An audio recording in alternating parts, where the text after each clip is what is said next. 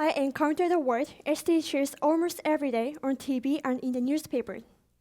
I've already learned it means Sustainable Development Goals, which are made up of 70 agendas that every nation in the world should achieve by the year 2030 or in 9 years' time.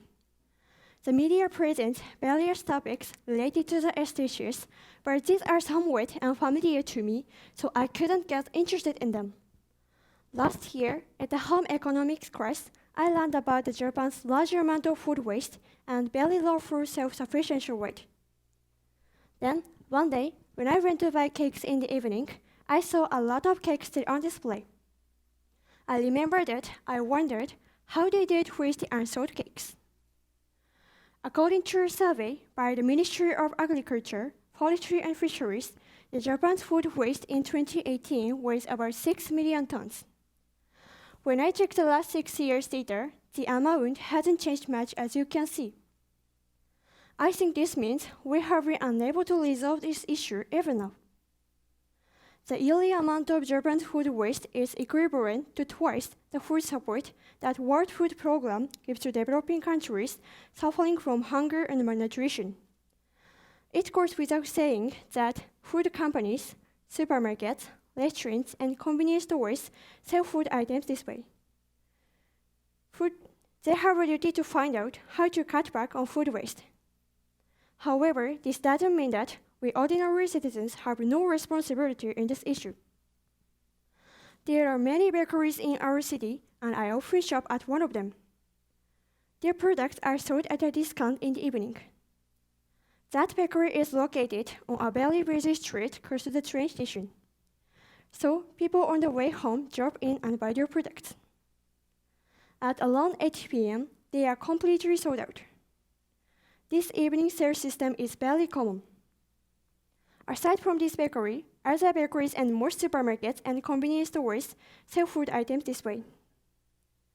At first glance, it seems that both the sellers and customers benefit from it.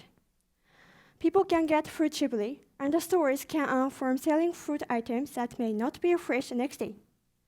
However, this is not totally true. Food producers lose money by selling off their products cheaply. In turn, this affects their financial capability in the long term to provide decent pay for their workers. I have realized that food waste issue is complicated because it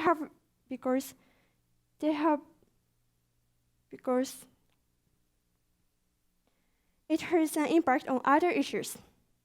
Nevertheless, the situation is far from hopeless. Let me tell you about a bakery in Hiroshima run by Mr. Yoji Tamura. He has adopted Senai Panya as his business approach. It means a bakery which doesn't throw any bread away. When he started out as a baker, he worked day and night. He worked hard baking over 20 kinds of bread every day. However, he had to throw away all unsold bread to comply with food hygiene rules.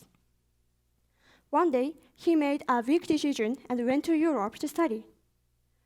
There, he learned how to manage a good bakery.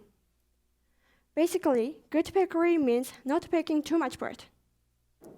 After returning to Japan, he reopened his shop, but this time it was totally different from the former one. First, he now bakes only 4 kinds of bread. Second, he uses only a few ingredients: flour grown in Hokkaido, some water, and salt. Third, he uses a subscription system to sell his bread to customers through the internet. He also sells his bread to restaurants who want to include them in their menu. These restaurants can be found not only in Hiroshima, but also in Saga, Tokyo, and Akita. Lastly, he employs no one except his wife.